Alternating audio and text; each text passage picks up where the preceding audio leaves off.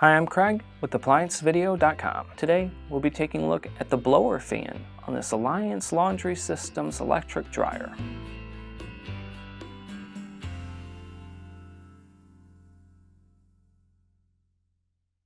Stop. Before beginning any repair, always be sure to disconnect the power to the appliance.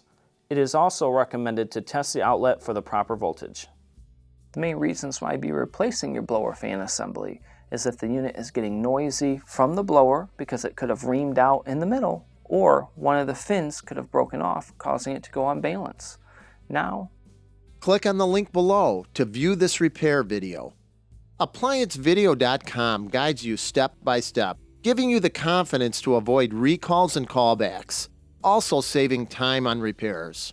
Whether you're up against an uncommon repair or the latest appliance on the market, our videos have been created with you in mind. Our growing library of videos have been produced using our factory-certified technicians who have extensive infield experience over the past 30 years. ApplianceVideo.com provides high-quality repair videos that anyone can follow, regardless of their skill level. We are here to help. Click on the link below to view this repair video and let us help you do it right the first time.